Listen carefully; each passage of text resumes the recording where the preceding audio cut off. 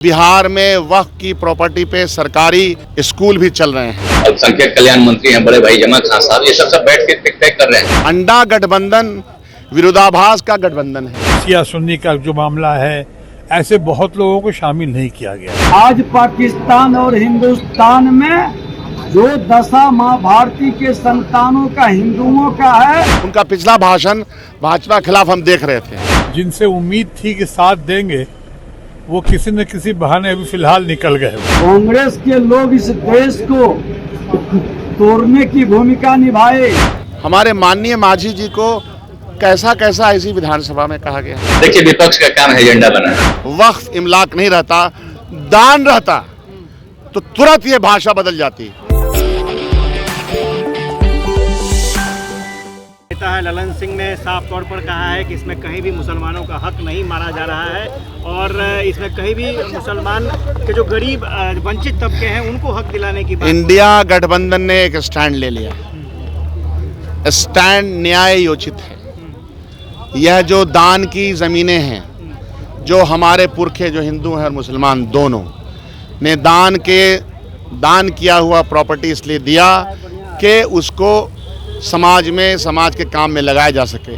बिहार में वक्फ की प्रॉपर्टी पे सरकारी स्कूल भी चल रहे हैं, तो गोया के सुविधा के लिए हमारे बुजुर्गों ने स्कूल में, कॉलेज में, जगह जगह पे दान दिया।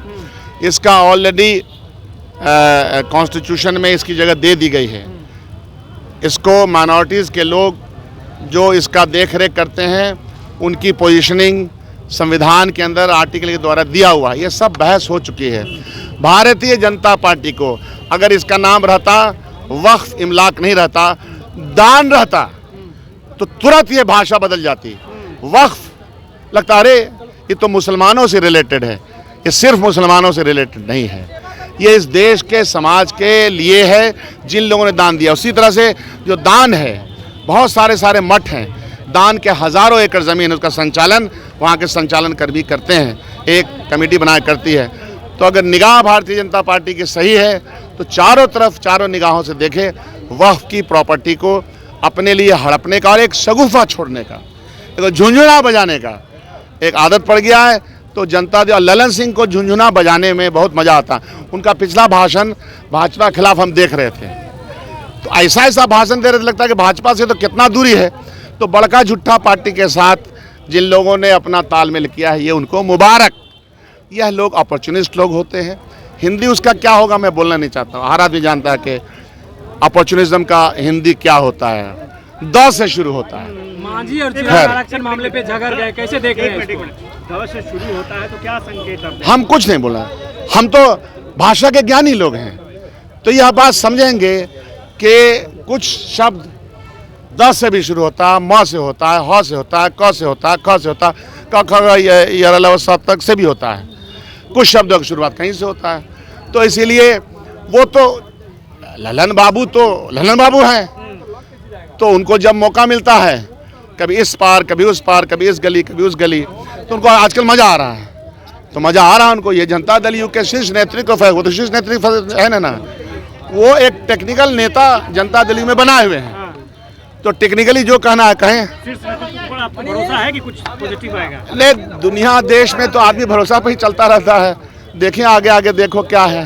चिराग और मांझी जो आरक्षण मामले पे झगड़ गए, कैसे देख रहे हैं? अरे भाई, अंडा गठबंधन विरोधाभास का गठबंधन है। हमारे माननीय मांझी जी को कैसा इसी विधानसभा में कहा गया। एक समाज के लोगों ने कहा कि जीभ काट लेंगे, फिर भी वो बर्दाश्त कर लिए। अब बर्दाश्त की प्रकाष्ठा है उनकी, तो हमारे बड़े बुजुर्ग हैं, कितना संयम है उनमें। अब रहा चिराग पासवान, तो उनको लगता है कि हमारा जो वोट है, वोट बैंक पे कहीं छेदाछेदी ना हो जाए। तो इसलिए ये 6 लोगों का जो अंडा गठबंधन है, ये विभक्त हो जाएगा। आप देखिएगा, विचार अगर सही है तो वो रहेगा। देखो, अभी तो उस पर एतराज़ बहुत है और रूलिंग पार्टी के तो है ही। मुझे लगता है रूलिंग पार्टी के कुछ ऐसे लोग भी हैं जिनसे उम्मीद थी कि साथ देंगे, वो किसी न किसी बहाने अभी फिलहाल निकल गए। हो इसलिए भी निकल गए होंगे कि इससे उनके वोट बैंक पे या उनके लोगों के वोट बैंक पे बहुत असर पड़ता है, पड़ने की संभावना है। दूसरी बात, विपक्ष का बहुत विरोध है, खासकर इंडिया ब्लॉक का।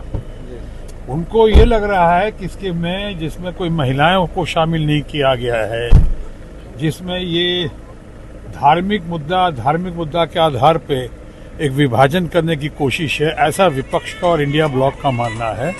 और साथ ही साथ ये भी उनको है कि इसमें नॉन माइनॉरिटीज़, यानी इसमें कुछ हिंदू मेंबर्स को भी शामिल किया गया है, और साथ ही साथ मुस्लिम्स के समुदाय के कुछ ऐसे फैक्ट्स हैं, ऐसे सेक्ट्स हैं, जैसे कि आगा खानी हैं, जैसे कि शिया सुन्नी का जो मामला है, ऐसे बहुत लोगों को शामिल नहीं किया गया।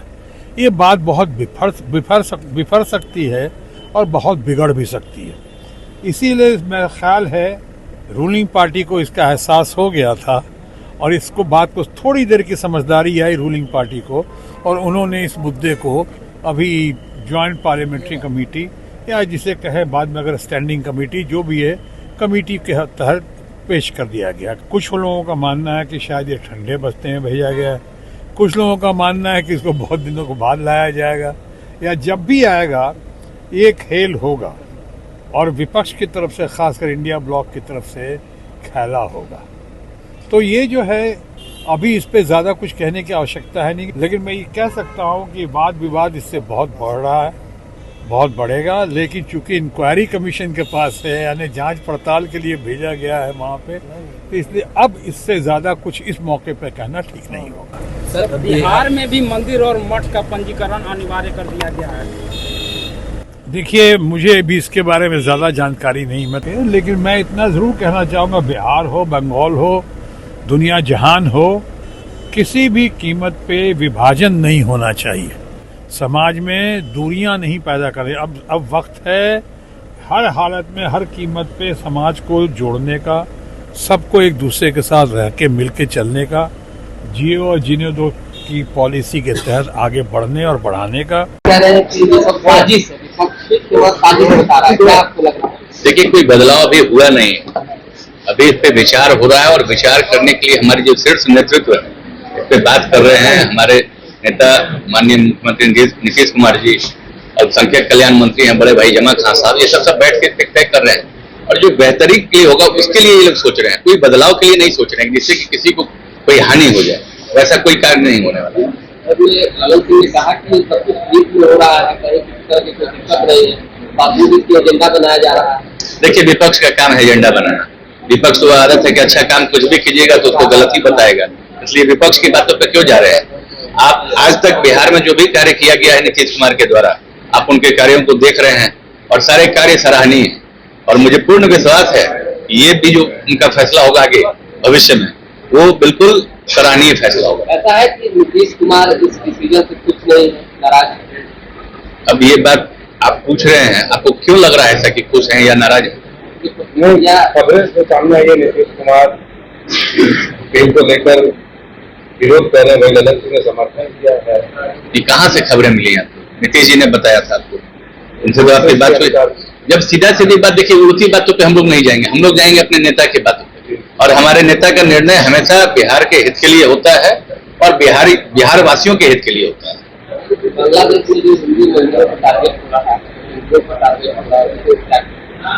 देखिए, अगर इस तरह से किसी को टारगेट करना वो कहीं से उचित नहीं, इसलिए हमारी सरकार भी उस पर लगी हुई है कि उनका दायित्व है कि उनको किसी तरह से सुरक्षित निकाला जाए, जो अगर वहां पर शरणार्थी पड़े हुए हैं, इसलिए उसमें कोई विशेष नहीं। और इस तरह की घटना तो कहीं भी होती है, तो ये दुर्भाग्यपूर्ण है। पर जिस तरीके से बिल आया, पूरा विपक्ष इस पर विरोध कर रहा है, क्या कहेंगे? विपक्ष का काम विरोध करना है, हर अच्छे कार्यों का उनका विरोध एकमात्र अभियान है। देश के हित में, समाज के हित में और संविधान के अनुसार देश के माननीय प्रधानमंत्री जी जो भी एक्शन लेते हैं, जो भी नया कार्यक्रम शुरू करते हैं, वे लोग तुष्टीकरण की राजनीति में राष्ट्र को कमजोर करने का, समाज में अराजकता फैलाने की मानसिकता ये पूर्णतः संविधान विरोधी मानसिकता का सूचक है। जेडीयू ने भी सपोर्ट किया, लेकिन कांग्रेस हो या अखिलेश यादव हो, तमाम लोग इसका विरोध कर रहे, कह रहे हैं जाति पर हमला किया जा रहा है, धर्म पर हमला है, उनके राइट्स पर हमला है। कांग्रेस के लोग इस देश को तोड़ने की भूमिका निभाए। आज पाकिस्तान और हिंदुस्तान में जो दशा माँ भारती के संतानों का, हिंदुओं का है, इसके लिए पूरी तरह से कांग्रेस और कांग्रेस गठबंधन के लोग जिम्मेवार हैं और फिर वही राह पर कांग्रेस और कांग्रेस के गठबंधन के लोग बढ़ चुके हैं। गांव हो या शहर या सत्ता की लहर या छीना जा रहा हो अधिकार, आपकी आवाज बन रहा बिहार जोहार।